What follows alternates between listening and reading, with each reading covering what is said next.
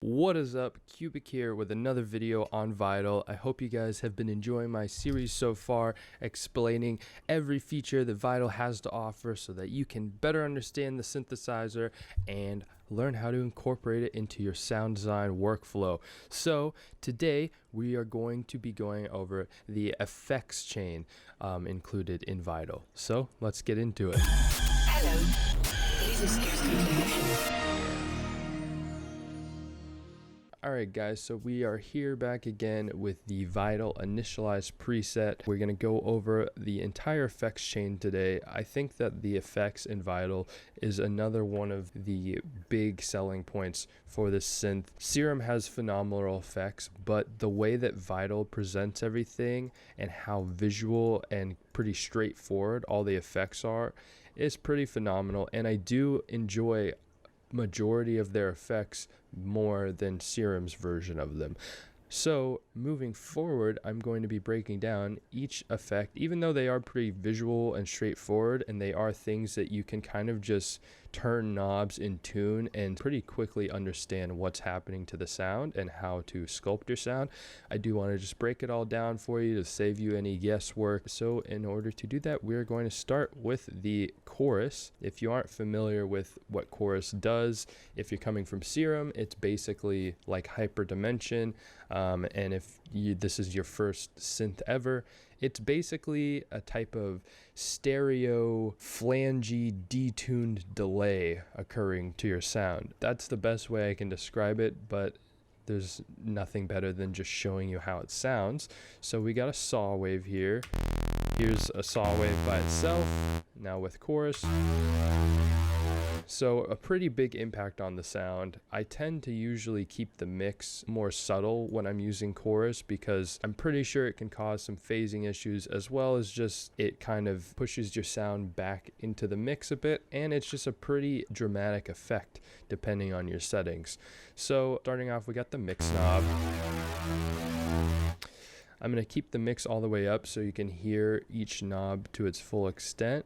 We've got a feedback knob here, which zero feedback means there's no kind of delay tail or like reverby feel to it. Pretty dry. I turn the feedback all the way up.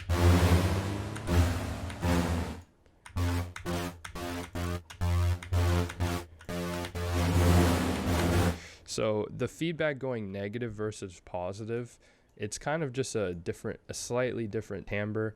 So kind of just do that based on what you hear. But yeah, as you could hear, feedback just kind of adds some room, and if you turn it all the way up, it's pretty obnoxious, but you know, you can find uses for that. So then down here we've got a cutoff knob, which allows you to control, basically it allows you to kind of EQ the chorus signal. So if you don't want to be placing chorus on your low end, you can turn the cutoff up like this, and then you turn the spread to control how far that cutoff goes in accordance to the frequency range. So the spread basically turns it into like a bandpass filter. And now the main reason you would be using this is to turn the mix down. Like, I mean, you can use it as its own filter to basically filter out your sound completely. But if you're using chorus to add certain timbres and a certain amount of space to a sound, for instance, like on a reverb, maybe you don't want to add reverb to your sub or to your low end. So you cut off up like this, so that it's like basically high passing the sound and only applying the chorus to the higher end, and then you just turn the mix down. And that's this really nice like texture and sound you've added to your saw wave. Here's without, here's with. It's a very pleasant space, and so that's the reason you would use things like the cutoff and spread. Going back to over here, where this is where you're really going to control how the chorus behaves. So the frequency is basically how fast, like the rate of the movement going throughout the chorus. So like that's going to be pretty obnoxious. So you bring it up, it's going to be a lot more gradual. Then you have the ability to just completely freeze it. which then it comes down to the voices and the depth and delays. Basically, the voices are kind of the same thing that happens with unison and detune. It's just how many voices of chorus you want. So let me turn this back on for a second. So 4 is going to be a lot more subtle. It's going to preserve a lot more of the dry signal. Whereas 16 is going to duplicate that signal so many times, it's going to become a lot more detuned and unison and flangery. I actually tend to enjoy keeping it around 16 voices every time. I don't know why, but the really dramatic feeling of Vital's chorus sounds really nice. So then we have depth here, and like I was explaining earlier, everything's very visual. And so with the depth, you're kind of deciding how much you want to spread out all these voices, so how much of a detune effect. And then you control the delays, which basically just allow for more detune, more width.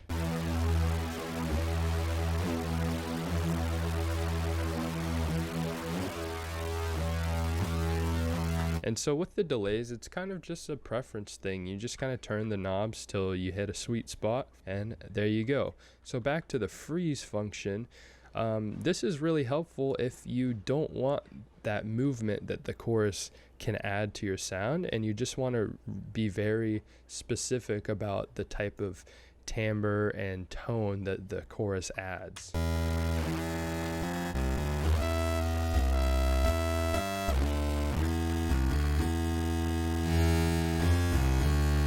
So like if you want to make your sound very metallic, you can definitely use delay like a lot of people would, but then this chorus, especially with the freeze function, another great way to add these kind of very metallic, almost comb filtery tones to your sound in a really fun, pleasant sounding way. And then also, before we move on, there is also the ability to change the rate to seconds. Tempo is just like sync to the tempo, the 1/4, everything like that, or dotted or triplets modes.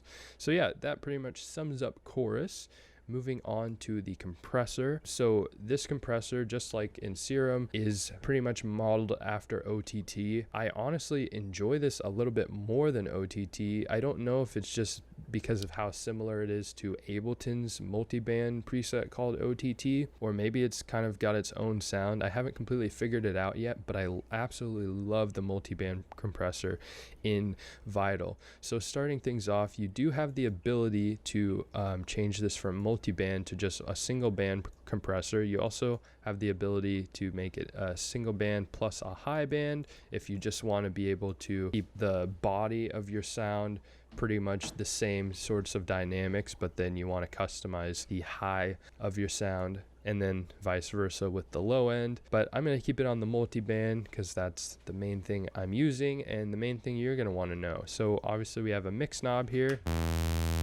Then over here, you basically control the end output of the individual bands. So this is your high, this is your mid, that's your low. So let's say you have a sound coming through, you really want to boost the lows. Yes, you can tune the multiband to boost your lows, but also bring that up for an instant bass boost. Over here, you've got the attack of the compressor. So you bring it up, it's pretty much going to bring up the transient. You bring it down, it's going to kind of push down the transient. And then with the release, you put it all the way up, it's going to kind of tighten up your sound and tighten up the release of your sound. The best way to just show that is, let's say I have some chorus here and it has the feedback. If I bring up the release, basically not compressing the tail at all, it's really going to dramatically expose that tail and probably exaggerate it even more. You bring the release up and it's tight, you can almost not even hear the tail. So those are two ways to really tune how you compress your sound. But then on top of that, the way this multi-band compressor works is pretty similar to Ableton, where you have the 3 bands. Basically, the way this works is these top 3 bands are applying downward compression. So if you're familiar with OTT, you should be familiar with downward and upward compression. The bottom ones are applying upward compression. Basically, you drag them to set the threshold.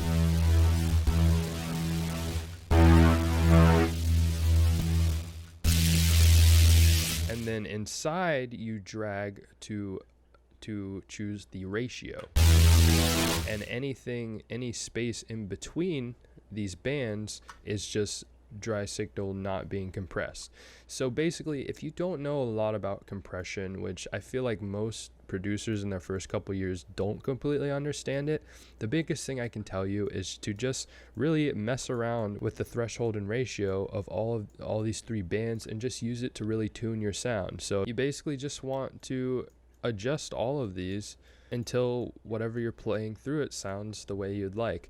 So you don't really have to even understand how this is working other than the attack and release. I think those are probably the most important part to understand about this. Now moving on to the delay. So the delay has pretty standard settings you would find in any delay in any synth or just any delay plugin. So first off, there's a mix, which I don't recommend putting it all the way up most of the time because it's going to literally delay your sound. Usually I tend to use personally delay to add basically a layer of either stereo width or like a metallic-y feel to my basses, or if I'm making something more melodic, then I just want a beautiful kind of echo to my sound. But basically you have this feedback knob, which works similar to the chorus, where it basically extends the tail of the sound, and it's pretty dramatic. And so kind of the more feedback you have, the more metallic of a sound it is. Here's the frequency of the delay. So if I have it all the way up,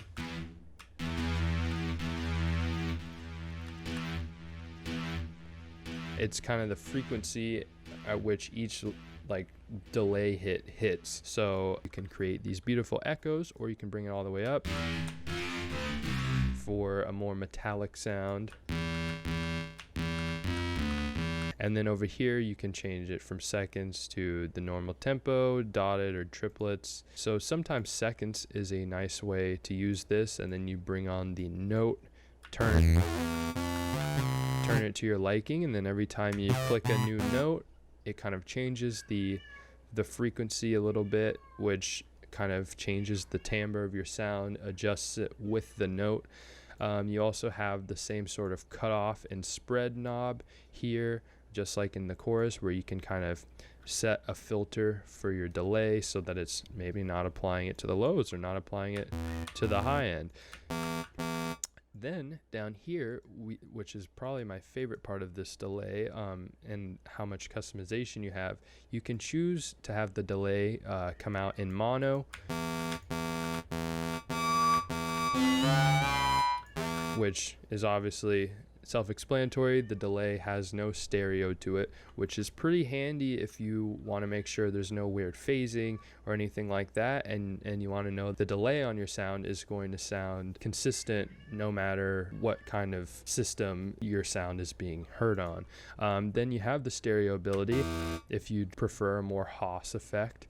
And one thing I will say, the way that you adjust the individual left and right delay can be a little bit annoying if you're just trying to get a simple Haas effect. So I highly recommend, if you want to adjust the time of your stereo, rather than adjusting each individually, put it back to mono and set however high or low of a frequency you want there, and then go back to stereo, and it'll make both sides equal to that, rather than having to readjust both sides individually. That also applies to the ping pong mode and mid ping pong. So yeah, stereo is more of a Haas effect, whereas ping pong is a more exaggerated type of stereo delay that bounces back and forth between left and right. And then mid ping pong, you get the left and right plus a mid mono delay. So I honestly don't find myself using ping pong very much because mid ping pong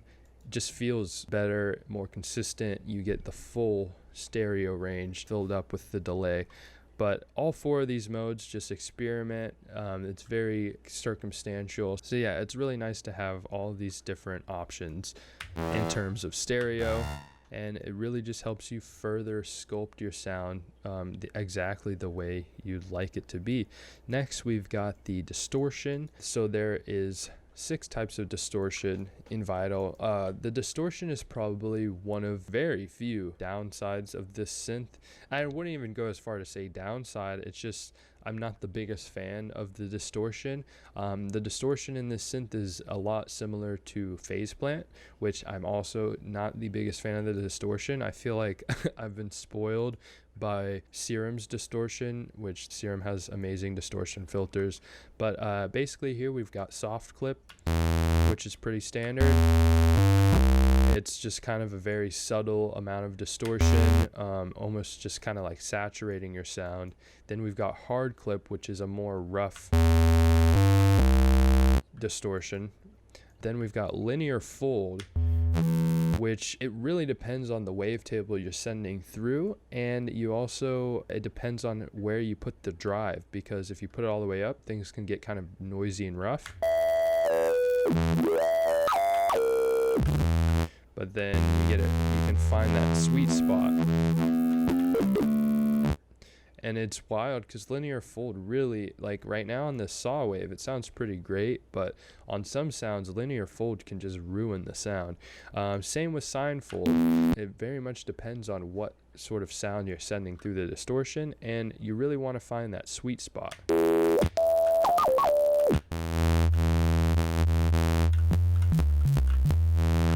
So whereas soft clip and hard clip, the drive is kind of just how much saturation and distortion you want. Linear fold and sine fold, and also with bit crush and downsample, the drive really determines the type of sound and timbre it gives whatever is being pushed through it.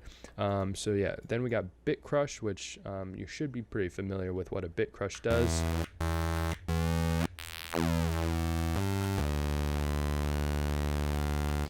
Probably a better representation would be to use a triangle wave.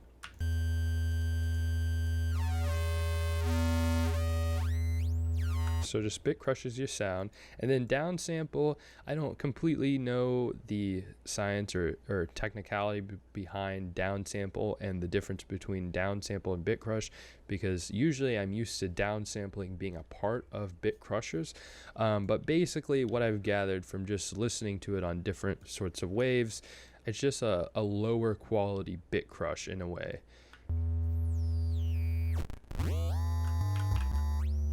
Like it honestly feels more like some sort of frequency shifting type of bit crush. And also with the downsample, you don't really tend to see a big impact on your sound until you get up in this range. But it's basically, you can just think of it as a different type of bit crush. It really just depends on the sound. I found that downsample works a lot better with more melodic tonal sounds rather than like basses and things like that, whereas bit crush works a lot better on like basses and giving that classic like resi bit crush feel. Then we have pre and post filter. So basically you control the filter, the cutoff, resonance, and the blend, which basically you can turn it into a high pass, low pass, or band pass by using the blend. But so this is either, would you like to put a filter on the sound before the distortion, which the reason for that would be different resonant peaks, and just filtering before distortion really affects how the distortion sounds and what parts of your sound are getting the most saturated. So putting filters before distortion, especially with things like neuro basses, can have a huge impact on the types of movement and like rough tones your sounds have. So definitely experiment with that. And then there's also post filtering. I don't use it that much, but it's basically you have an additional filter in the distortion aside from the actual filter module and these two filters. So always remember, you have multiple filters in all of these. You can also use these filters in chorus and delay as filters. So a lot of ways to just add movement and filtering to your sounds. That's everything with the distortion module. Then we've got an EQ, which is pretty self-explanatory. You can both drag it just by clicking the 3 different dots, or you can control them using gain, cutoff, and resonance. These 3 knobs apply to whichever one you're selected on. In the beginning days of me using this synth, I definitely would sometimes accidentally adjust the wrong one. So make sure you're actually paying attention to which EQ peak you have selected.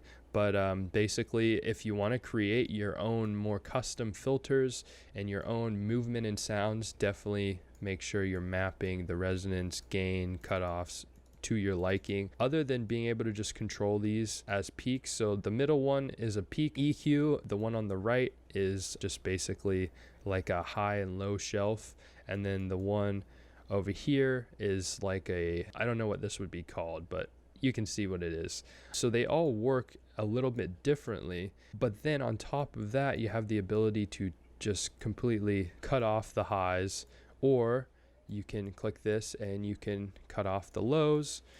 And then if you click this one, it turns the middle one into a notch EQ. So you have a decent amount of customization. I'd say a bit more customization than Serum's EQ, but then you go to something like Phase Plant where you have a fully functioning like slice EQ. So it's a little less function than that, but it's a pretty customizable EQ, and most things you're trying to do other than like very surgical EQing, you should be able to do with this EQ, as well as just using it to create your own filters, which is always very handy. So again, more filters available to you to use.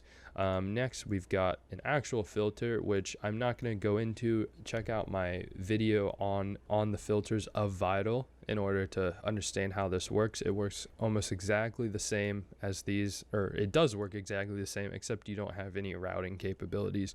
But yeah, that's the filter. Then we've got the flanger. And the flanger and phaser work somewhat similar. Basically, the flanger, this kind of metallic, phasey movement that it adds to your sound. I don't know the technicality behind how a flanger works and all the science behind it, but I can just show you how it sounds. So this is the frequency of the movement.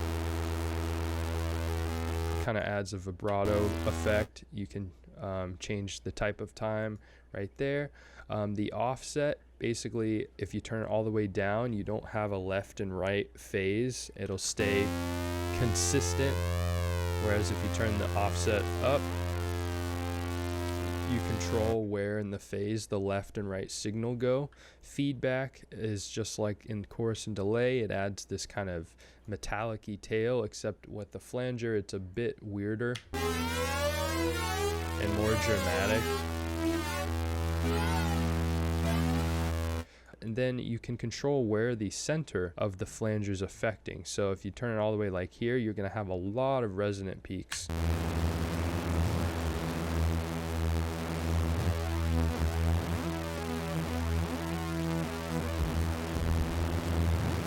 And then if you choose the depth, that's basically how intense of an effect the flanger is going to have. So the lower the depth, the less movement between the left and right phase, and the less movement overall.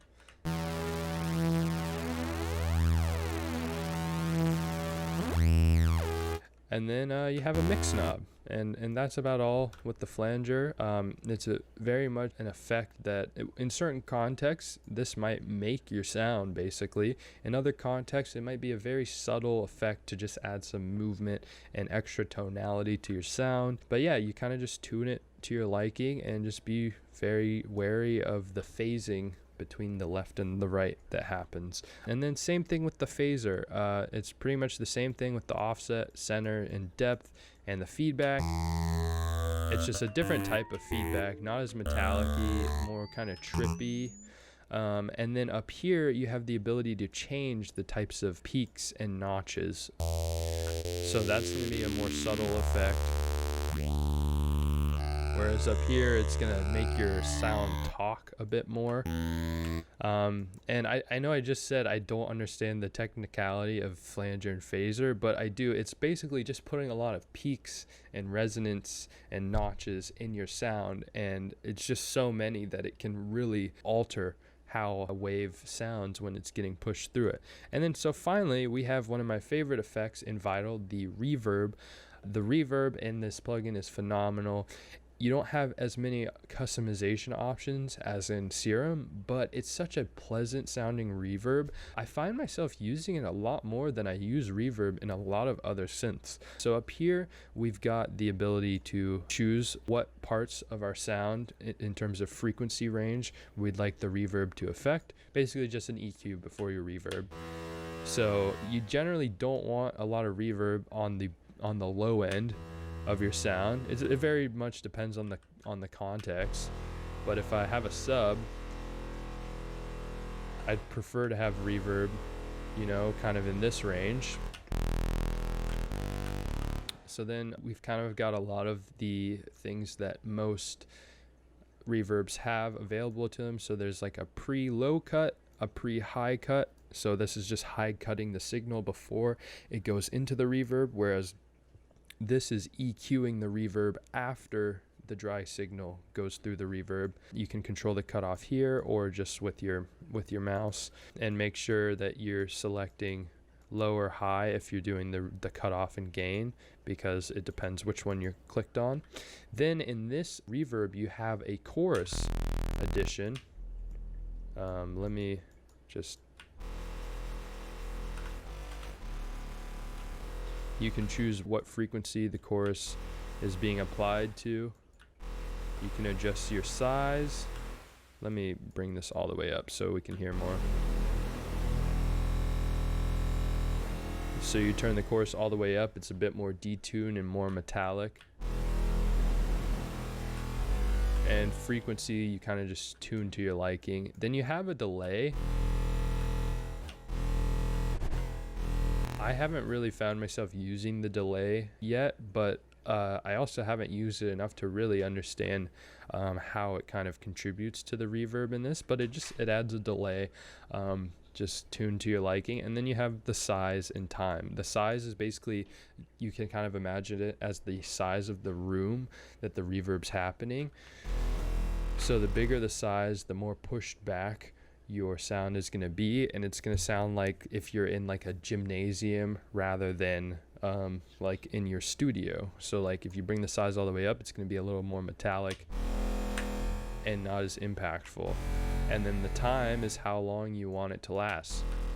So no time, it's very just up close, just a little bit metallic, like you have a certain amount of space.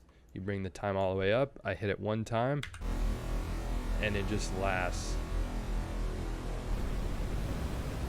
and it's pretty obnoxious. But with a higher time, you can use the reverb for things like a washout.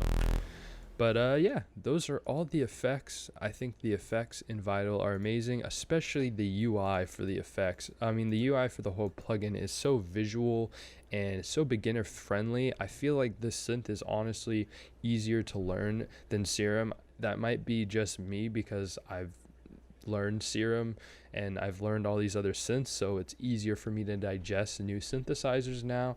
But I don't know, trying to look at it from a beginner's perspective, I feel like it's the type of synth where even if you don't completely understand what is happening in terms of the science of synthesis and all of that, it's so that you can kind of just turn knobs and get a gist of what you're doing and what the knobs do to your sound. So yeah, definitely experiment with all these effects, get to know them, understand the different techniques and ways to use these effects to create the sounds in your head. So yeah, with that being said, I hope you enjoyed this. I hope this was helpful and shine some light on Vital and the effects. And yeah, Again, leave a like if you enjoyed this video, subscribe if you want to see more of this. Make sure to check out the other videos in this series so you get a complete understanding of Vital. And as always, let me know down below anything I can improve on, what you liked about the video, or what sorts of tutorials you want to see from me in the future. My name's Cubic, and I'll see you in the next one.